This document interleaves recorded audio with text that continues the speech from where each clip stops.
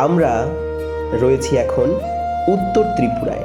তো ত্রিপুরার 4টি অভয়ারণ্যের মধ্যে আমরা আজ চলে গিয়েছিলাম একটি নতুন অভয়ারণ্যে, যেখানে আমরা কখনো যাইনি।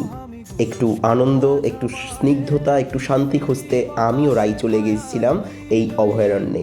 তো এখানে আসার জন্য সবার প্রথম আপনাদের চলে আসতে হবে ধর্মনগর। সেখান থেকে অটো বা টোটো নিয়ে আপনি সোজা চলে আসতে পারেন।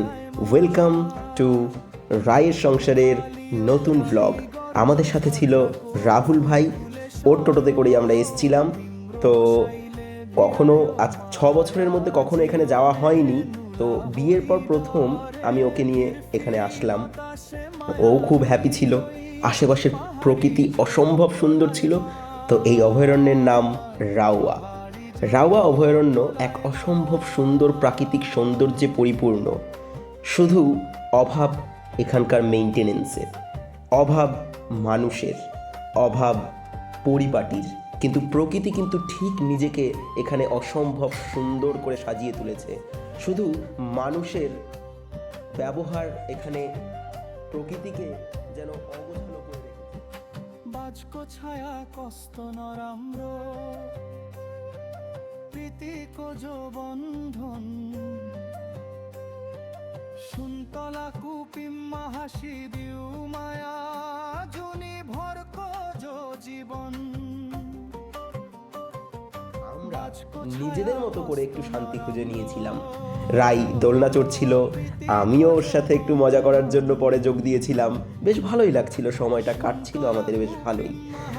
আশেপাশের প্রকৃতি, প্রাকৃতিক সৌন্দর্য গল্প করতে করতে অবলীলাক্রমে সুন্দর করে ফের মুনাল নাচে জস্তই তিমি পনি নাচি দেউ চৌরিকো দুধ জস্তই সস্ত মায়া মলাই দিনু দেও এ ফির ফিরি বতাসে মায়া লই লই পাহাড়ি জো কলাই মা তোহারি জো কলাই মা। তো যথারীতি আমরা জঙ্গলের মধ্যে দিয়ে রাস্তা দিয়ে যেতে যেতে হঠাৎ করে আমরা দুদিকে রাস্তা ডিভাইড হয়ে যায়। আমরা বাঁদিকের রাস্তাটাকে বেছে নেই এবং সামনে যেতেই আমরা দেখতে পাই এক টাওয়ার, যেখানে উঠে আমরা দেখতে পাই, কি দেখতে পাই দেখুন। তো প্রথমে দেখুন এর উচ্চতা যে কতটা উঁচু। সেখানে আমি আর রাহুল ভাই তো উঠতে খুবই ভয় পাচ্ছিলাম, কিন্তু রায় অনায়াসে উঠে গেল এবং এই যে সৌন্দর্য সেটাকে দু চোখে দেখার পর ভয়ও কাজ করছে, সাথে এক রোমাঞ্চক অনুভূতি কাজ করছিল। মনে হচ্ছিল যে আমি কোথায় চলে এসেছি। ত্রিপুরা এত বছর থেকে এত সুন্দর, দূরে পাহাড়, দূরে কৈলাসরের পাহাড় দেখা যায়, ঘন জঙ্গল, অসম্ভব সুন্দর খোলা আকাশের নিচে। ইচ্ছে করছিল যে এখানেই থেকে যাই, কিন্তু এত উপরে যে ভয়ে পাও কাঁপছিল। কিন্তু রায় কত সুন্দর করে ক্যামেরাটাকে হোল্ড করে হাত ছেড়ে দিয়ে অবলীলাক্রমে ভিডিও বানাচ্ছিল। খালি নিচটা দেখুন একবার, ঠিক আমরা কতটা উপরে রয়েছি। তো কিছুক্ষণ আমরা উপরে দাঁড়িয়ে থেকে এরপর নেমে আসি নিচে। এই যে রাই নিচে নেমে আসছে, তো ওর কোনো রকম ভয়ই লাগেনি। কিন্তু আমি আর রাহুল ভাই এটা থেকে নামতে ঠিক কতটা সময় লাগিয়েছিলাম, প্রায় 15 মিনিট মতো সময় লাগিয়ে দিয়েছিলাম আমরা, একটু একটু করে নামতে। তো যথারীতি অসম্ভব ভালো লাগলো। রায়ও খুব খুশি, ওর হ্যাপিনেস কাজ করছিল।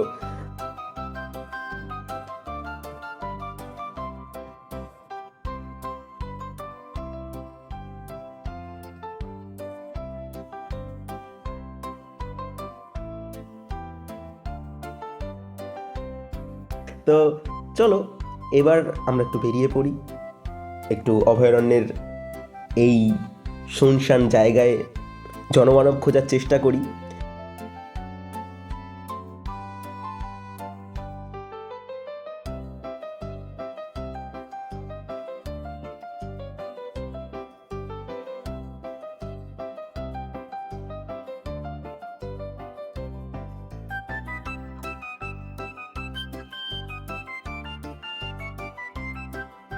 কিন্তু এই রাস্তাটা যে রয়েছে সেটা কতটা উপরে এবং এই যে নিচের যে খাইটা সেটা কতটা, সেটা একবার দেখুন, এই পাশে দেখলে বুঝতে পারবেন।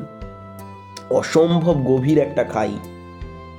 তো আমরা সেখান থেকে হাঁটতে শুরু করি রাস্তা দিয়ে।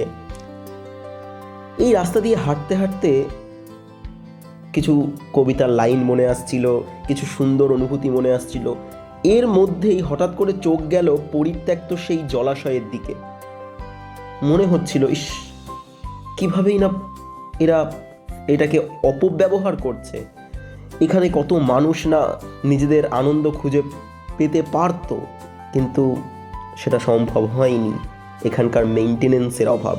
ত্রিপুরা সরকার চাইলে এটাকে একটা অনেক ভালো ট্যুরিস্ট সাইট বানাতে পারে, কিন্তু একে আরও বেশি অ্যাডভার্টাইজ করতে হবে, মানুষের কাছে পৌঁছাতে হবে।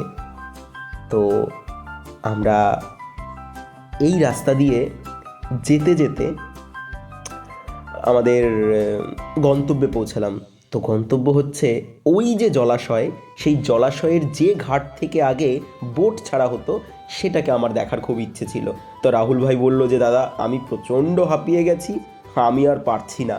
তো যথারীতি আমি আর রাই হেঁটে চলেছি, আর রাহুল ভাই গিয়ে বসে পড়লো এক রেস্টিং প্লেসে। তো ও বসলো আর আমরা সামনে এগিয়ে গেলাম, যে দেখতে হবে, আমরা তো দেখতেই এসছি, উপভোগ করতে এসছি প্রকৃতিকে, এই প্রকৃতির সৌন্দর্যকে। তাই আমরা সামনে কিছুটা এগিয়ে যেতে মনটা ভীষণ খারাপ হয়ে গেল। ইস, কেন যে এই জায়গাটা ভালো নেই। আমি রাইকে বলছিলাম যে ওখানে জলাশয় আছে, ওখানে বোট চলে, চলো আমরা যাব, ওখানে বোট চড়বো, কিন্তু পারিনি। তো রায়েরও মনটা একটু খারাপ হয়ে গেছিলো। আমি বললাম, ইটস ওকে, চলো আজকের মতো এখানেই থাক, অন্যদিন আবার অন্য কোথাও নতুন কোনো ট্রাভেল ব্লগ নিয়ে তোমাদের সাথে দেখা করব।